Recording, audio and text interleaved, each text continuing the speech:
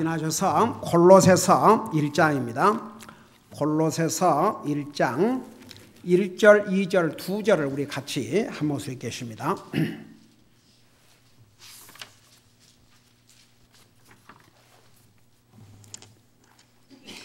1절, 2절입니다.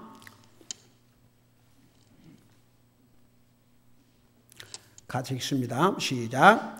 하나님의 뜻으로 말미암아 예수 그리스도의 사도된 바울과 우리 형제 디모데는 골로새에서 그리스도 안에 있는 성도들과 신실한 형제들에게 편지하노니 하나님 우리 아버지와 주 예수 그리스도로부터 은혜와 평강이 너희에게 있을지어다. 아멘. 앉으시기 바랍니다.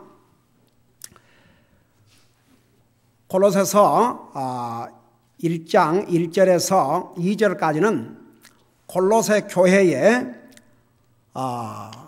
보내는 성령의 감동으로 이렇게 편지 형식으로 기록된 이 하나님의 말씀에서 문안 인사로부터 시작을 하고 있습니다.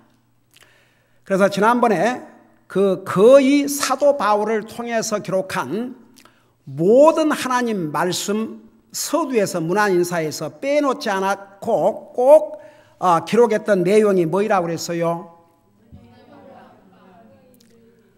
전체를 다.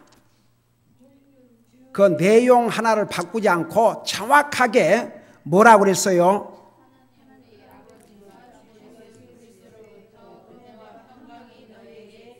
아멘.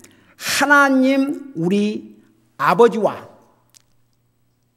여러분 그 기도할 때에 저는 그냥 하나님 그렇게 기도하지 마시고 하나님 아버지. 여러분 우리 예수님께서 가르쳐주신 기도에 그 기도를 외우라고 주신 것이 아닙니다. 보통 교회에서 주기도 문 그러는데 무슨 그 불교에서 주문 외우듯이 하나님 말씀을 외우는 것은 잘못이 아니지만 그게 주님의 기도가 아닙니다. 사실 그 용어를 우리 분명히 알아야 됩니다. 주님이 가르쳐 주신 기도입니다. 만일에 그게 주님의 기도라면 교리적으로 큰 문제가 생기는 내용이 있습니다. 그게 뭔지 아세요? 혹시?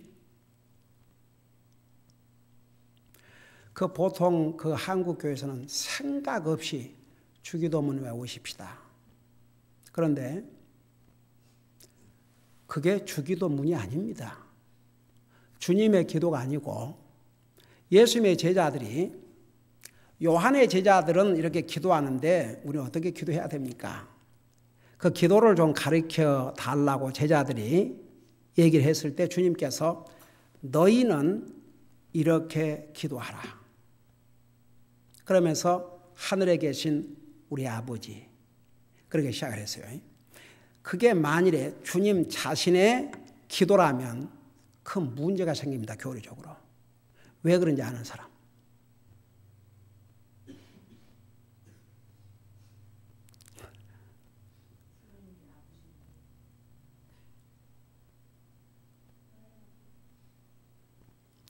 거기에 마지막 부분에 가면 뭐라 했어요?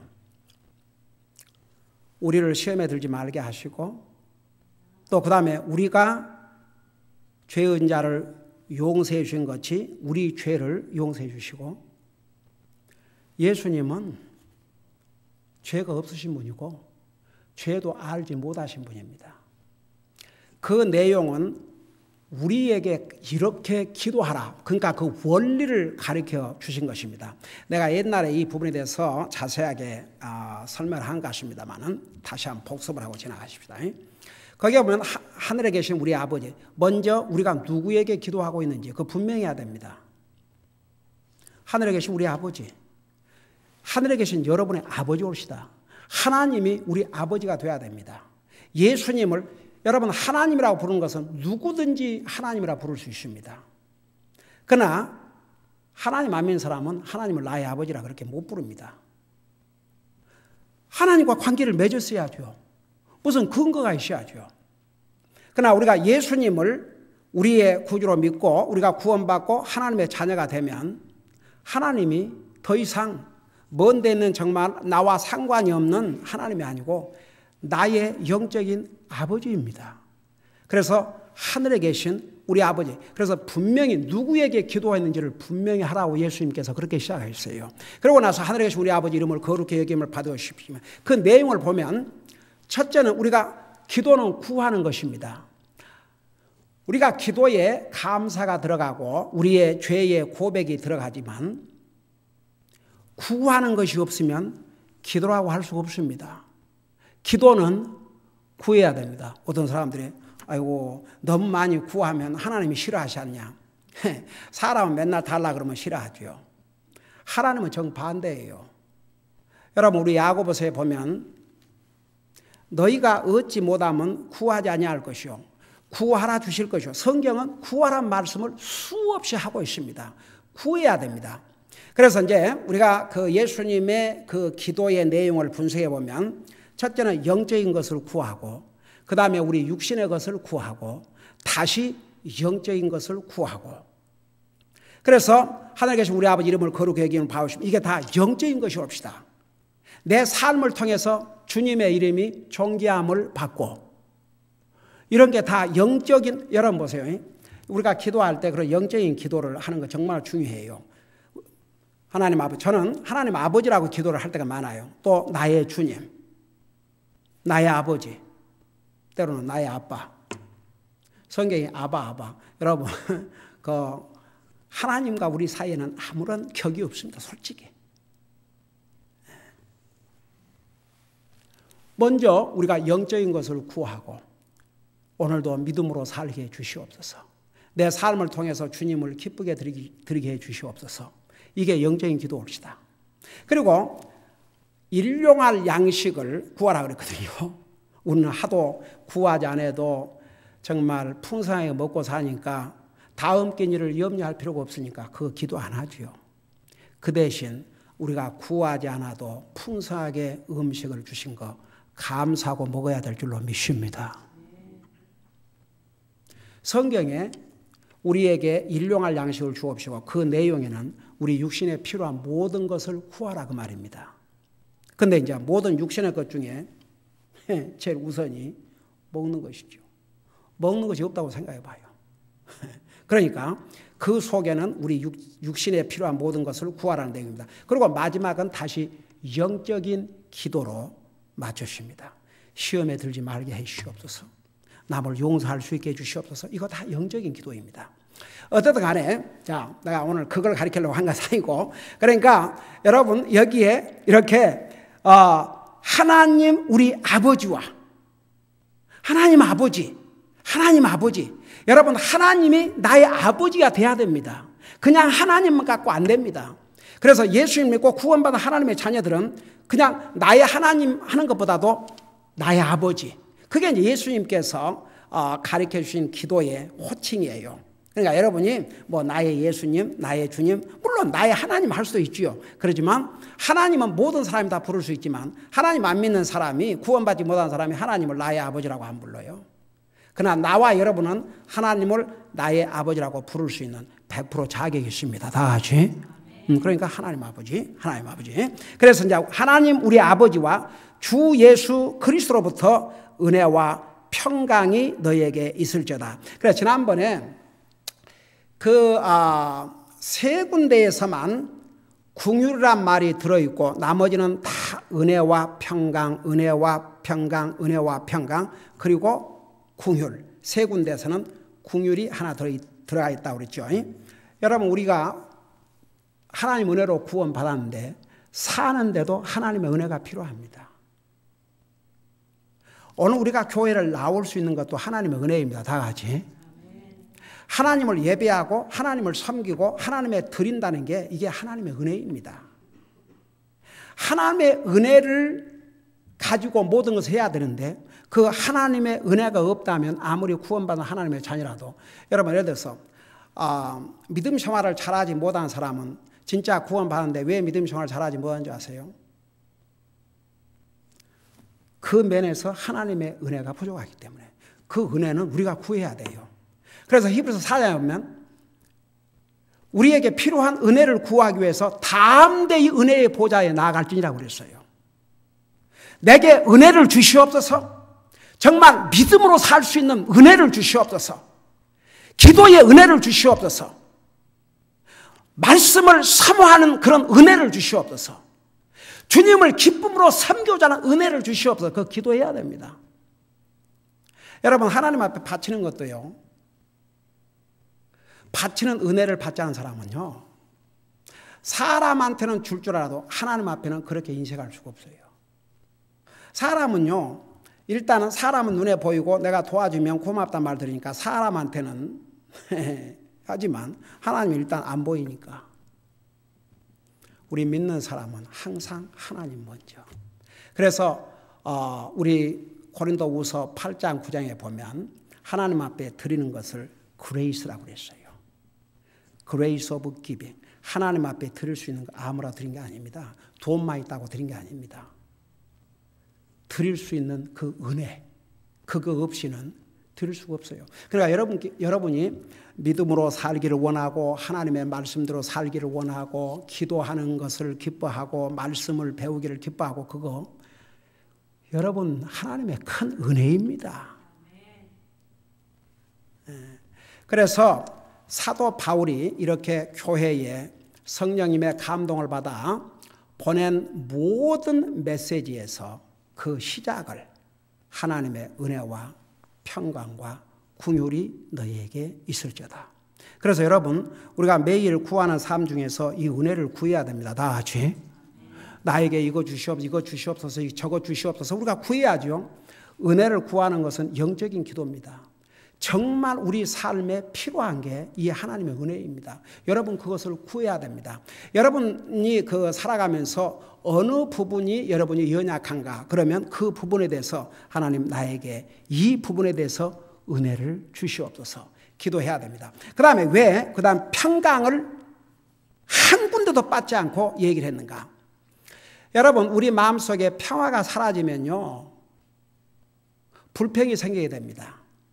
감사가 없는 마음은 사탄이 딱 그 마음을 보면서 자기 운동장쯤으로 생각을 합니다. 그러니까 우리 마음속에 평화가 있어야 됩니다. 이사야서에 보면요, 내가 정확하게 몇 장 몇 절인지는 생각이 안 나는데 이사야서에 보면 그 말씀이 있어요. 얼마나 저는 그 말씀에 감동을 받았는지. 우리의 생각을 주님께 고정시킨 사람에게는 우리의 생각을 fix our thoughts on the Lord. 우리의 생각을 주님께 고정시킨 사람에게는 하나님께서 완전한 평강을 주신다고 그랬어요. 그러니까 주님을 항상 생각하면요, 걱정을 하다가도 하나님께서 그 마음에 평안을 주셔요. 제가 지난번에 그랬죠. 그리스도인은 이 평화를 누리고 살아야 됩니다. 우리 예수님께서 내가 너에게 평안을 주노니 주님이 주는 평안은 세상이 주는 평안과 같지 않다고 그랬습니다.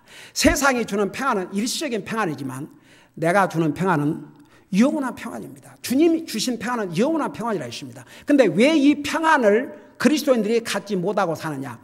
두 가지 이유 때문에 그런다는 것을 지난번에 잠깐 얘기하고 마쳤죠. 자, 그 두 가지가 뭐냐 그러니까 우리 성도님들 중에 맞췄어요. 첫째가 뭐라고요? 여러분, 그리스도인이 죄 짓지 않고 살 수 있어요, 없어요? 솔직하십시다. 죄 짓지 않고 살 수 있어요, 없어요? 우리가 아무리 구원받은 하나님의 자녀지만 죄를 안 짓고 살 수 없습니다. 근데 죄를 지으면 반드시 고백을 해야 됩니다. 죄를 짓고도 고백하지 아니하면 어떤 문제가 생기냐 그러면 우리의 하트가 굳어집니다. 나중에는요, 죄를 지어도 이제 감각이 없어집니다. 그래서 우리가 죄를 안 지을 수 없지만 죄를 지으면 그걸 깨닫는 순간 하나님 앞에 고백해야 됩니다. 그것은 우리 책임이에요. 그거 안 하면요, 우리 마음속에 진짜 그리스도인은 마음에 평안이 없습니다. 여러분, 죄를 짓고도 마음에 평안이 있다. 이것은 something wrong. 그건 뭐가 잘못되어 있어요. 여러분 잠깐 우리 요한 1서를 보시기 바랍니다. 요한 1서. 요한 1서 1장 우리 8절 9절을 보겠습니다.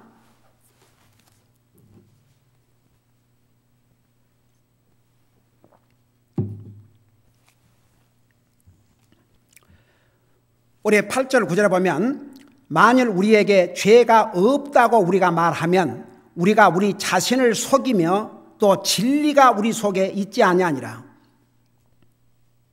여러분 어떤 사람이 나는 죄를 안 짓는다 그러면 그건 자신을 속인다 그랬어요. 자신을. 자기 알아요 죄 짓는 거. 그 다음에 진리가 그 속에 있지 않다 그랬는데 진리의 영이신 성령님께서 믿는 자의 마음속에 계시기 때문에 그리스도인이 죄를 범하면 그 컨빅트를 해요. 근데 그게 전혀 없다 그러면 진리가 그 속에 없다 그 말입니다. 그런데 보세요. 9절에 만일 우리가 우리의 죄들을 자백하면 그건 우리가 해야 될 일입니다. 만일 우리가 우리의 죄들을 자백하면 그분께서는 신실하시고 의로우사 우리의 죄들을 용서하시며 모든 불의에서 우리를 깨끗하게 하시느니라. 여러분 이거 간단해요? 안 간단해요? 여러분 자식이 잘못했는데 솔직히 말해서 부모 앞에서 아무리 부모가 화가 났지만 자식이 잘못하고 난 다음에 엄마 잘못했어요, 아빠 잘못했어요 빌면 그런 자식을 어떻게 하겠어요? 잘못했다는데 어떻게 하겠어요? 여러분 대답해요. 잘못했다는데 어떻게 하겠어요? 네, 사람도 용서하는데 근데 아무리 부모 자식이라도 또 똑같은 짓을 또 하고 그러면 아무리 부모라도 그 용서하기가 어려울 거예요. 여러분 저는 참 하나님이 어떤 분이신가 우리 잘 알아야 됩니다. 여러분 하나님께서 맨날 용서해 주시니까 그러면 맨날 죄를 지어도 좋겠구나. 만일 그런 생각이 들어간다면 이 사람은 something wrong이에요.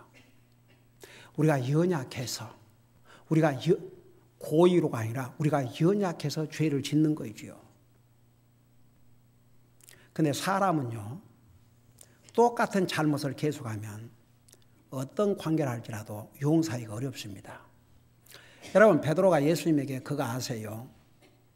예수님 내 형제가 나한테 죄를 범하면 7번 용서해 줄까요? 그게 사람의 한계입니다. 베드로는 상당히 관대하게 베드로 생각에는 주님께서 내가 다른 사람이 나한테 잘못했는데 7번을 용서한다 그러면 우리 주님께서 분명히 칭찬해 주실 거라고 그렇게 생각할 수도 있습니다. 근데 예수님이 뭐라고 답변했어요? 여러분 대답해 봐요.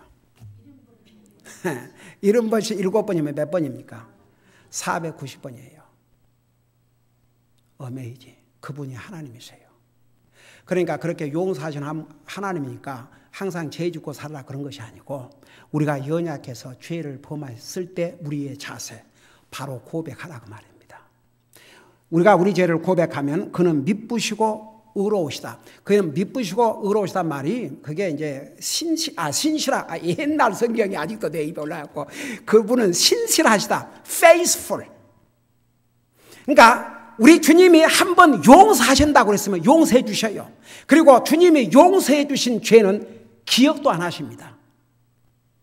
얼마나 좋은 하나님이십니까? 다 같이. 그러니까 보세요.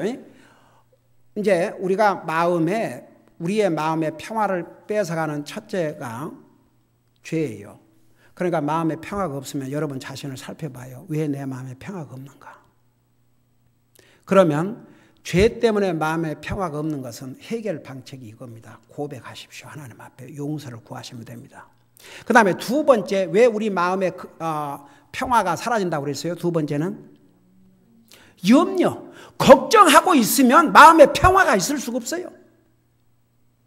여러분 우리 주님이 너희는 마음에 근심하지 말라 하나님을 믿으니 또 나를 믿으라고 그랬고 너희가 염려함으로 키를 한 자나 더 키울 수 있느냐. 여러분 키가 적은 사람이 그 예수님께서 그 부분을 얘기하신 것도 참 놀라우실 일이에요. 요즘은 얼굴도 다 뜯어 고치지 않습니까? 수술로. 근데 키 적은 사람을 키 크게 수술은 못해요. 그래요 안 그래요? 그래서 예수님께서 근심한다고 키를 한 자나 더 키울 수 있냐 이거죠. 할 수 없습니다. 그러니까 우리가 근심한다고 해결되는 게 아니다 그 말입니다. 그러면 근심 때문에 내 평화가 사라지면 해결책이 뭡니까? 방금 얘기 답을 해줬더니 요한복음 14장에서 뭐라 했어요? 너희는 마음에 근심하지 말라. 그 다음에 뭐라 했어요? 하나님을 믿으니 또 나를 믿으라. 믿어야 돼요. 여러분, 죄를 지어서 내 마음의 평화가 사라졌으면 하나님 앞에 그 죄를 고백하고, 염려 때문에 내 평화가 사라졌으면 주님 트러스트 하세요. 주님을 믿으세요. 그리고 솔직히 얘기하십시오. 주님, 내 마음에 이런 근심이 있습니다. 주님만이 이 근심을 해결해 주실 수 있습니다. 그리고 하나님 앞에 기도하세요. 여러분 보세요. 기도하고 주님 앞에 맡기면요, 그 문제가 바로 해결은 안 된다 할지라도 주님께서 내 마음에 평화를 주세요. 다 같이. 그래서 사도 바울이 그러니까 사도 바울이 기록했지만 성령님께서 주신 메시지예요. 우리가 구원받은 하나님의 자녀이지만 우리에게 필요한 게 바로 이 은혜와 평화이기 때문에, 그래서 계속해서 은혜와 평강이 너에게 있을지어다. 그 다음에 이제 나중에 세 군데서 자비를 넣었는데, 자비는 뭐라고 그랬어요?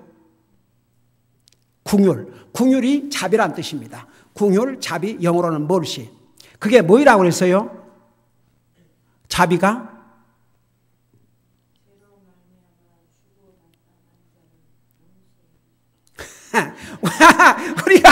우리가 여러분, 우리가 잘못할 때마다 하나님께서 그때그때 징계를 하신다면 여기 있는 목사부터 살아남을 사람이 없어요. 그래서 자비는 뭐야 그러면 마땅히 벌을 주어야 마땅함에도 불구하고 벌을 주지 않으신 거, 그게 하나님의 자비올시다. 여러분, 하나님 자비를 구하고 사세요. 다 같이. 나는 하나님의 자비가 필요합니다. 하나님 저에게 자비를 베풀어 주세요.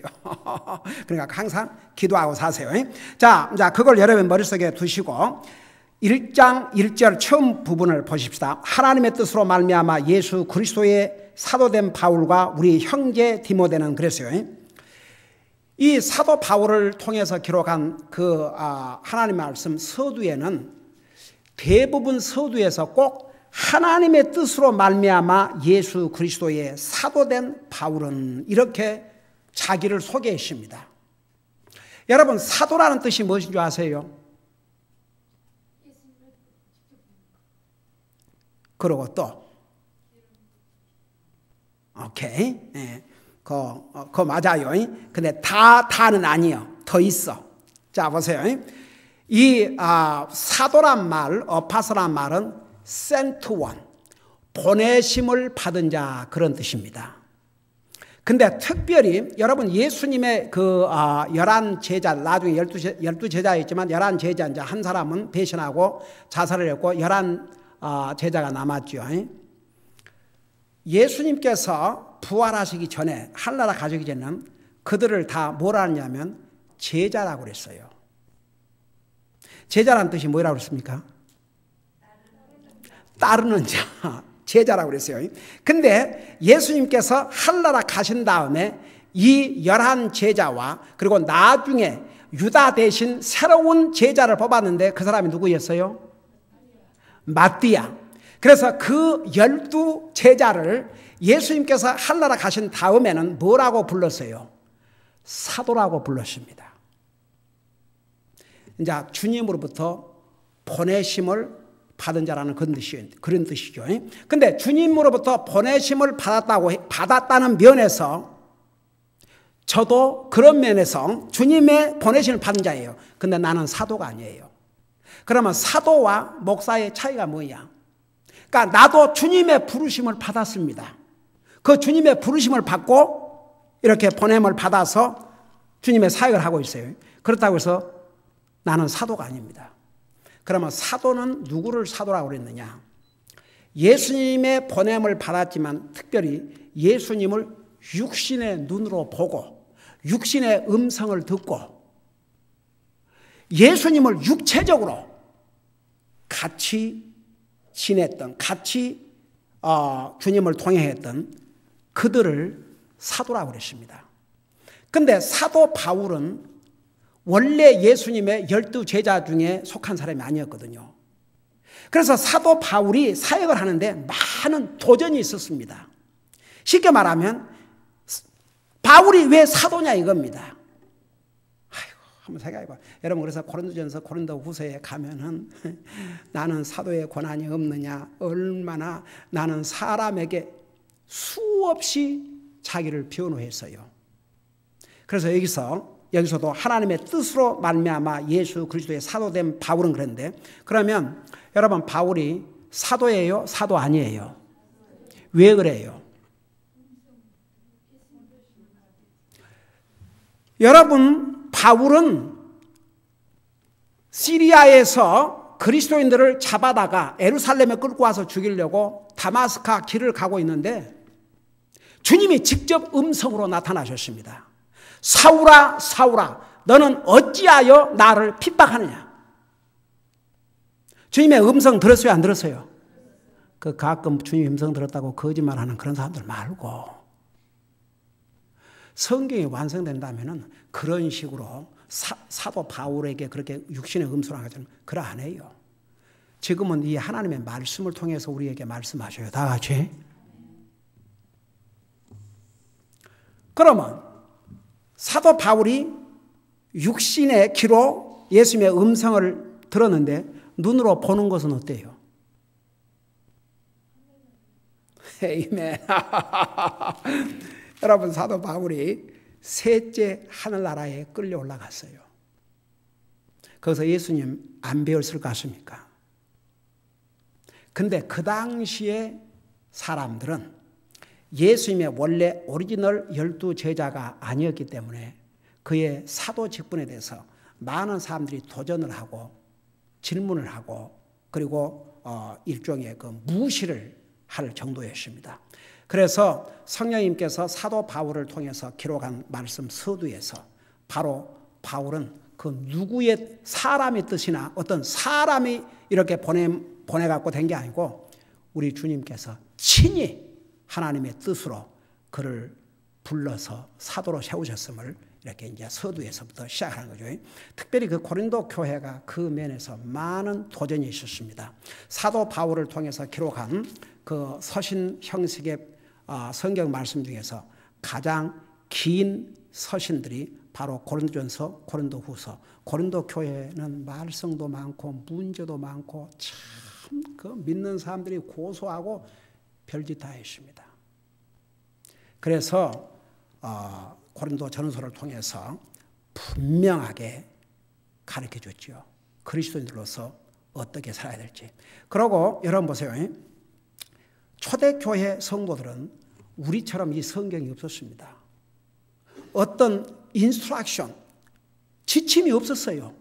그러니까 거짓 선자들이 와서 이 얘기를 하면 그것도 옳은 것 같고 또 이런 말 하면 이것도 옳은 것 같고 혼동에 빠지기 아주 쉬웠습니다. 나와 여러분은 그럴 필요가 없어요. 이 성경을 가지고 있기 때문에. 그래서 이게 하나님의 뜻으로 말미암아 예수 그리스도의 사도된 바울과 이렇게 시작을 했습니다. 사도 바울은 바로 하나님의 뜻으로 말미암아 사도가 됐다는 것을 여기서 분명히 말씀하고 있습니다. 오늘 여기까지 하고 다음 주에 계속해서 공부하도록 하겠습니다. 우리 아버지 하나님, 오늘도 골로새서를 통해서 우리 주님의 귀한 진리를 배울 수 있게 해주심을 감사드립니다. 우리 아버지 하나님, 우리는 하나님의 은혜로 구원받았고 이 땅에 사는 날 동안 하나님의 은혜가 필요합니다. 매사에 하나님의 은혜가 필요합니다. 항상 주님께서 우리에게 필요한 은혜를 공급해 주셔서 하나님의 은혜로 기도의 삶도 살고 하나님의 은혜로 믿음의 삶도 살고 하나님의 은혜로 말씀의 삶도 살고 하나님의 은혜로 말미암아 항상 주님이 우리 삶의 우선순위가 되게 하여 주시옵시고 하나님의 은혜로 말미암아 하나님의 자녀로서 해야 될 기본적인 5가지를 항상 행하고 살게 하여 주시옵소서. 주님은 우리의 마음에 항상 평화를 갖기를 원하십니다. 우리의 마음속에 평화를 갖지 못한 2가지 이유가 있는데 그 첫째는 범죄를 하고 고백하지 않았을 때, 우리가 염려했을 때 사탄은 우리의 마음에서 평화를 뺏어가고 우리는 도리어 사탄의 시험의 대상이 된다는 거 잊지 말게 하여 주시옵시고, 우리가 하나님 앞에 잘못했을 때마다 용서를 구함으로 우리의 마음에 평안을 갖게 하여 주시옵시고, 우리의 마음속에 근심이 올 때마다 주님을 의지하고 주님을 맡기고 또 주님 앞에 기도함으로 이 마음에 참된 평안을 갖고 살 수 있도록 항상 우리의 마음을 우리 스스로가 잘 살펴볼 수 있도록 도와주시옵소서. 감사합니다. 사랑합니다. 예수님의 이름으로 감사 기도하옵나이다. 아멘.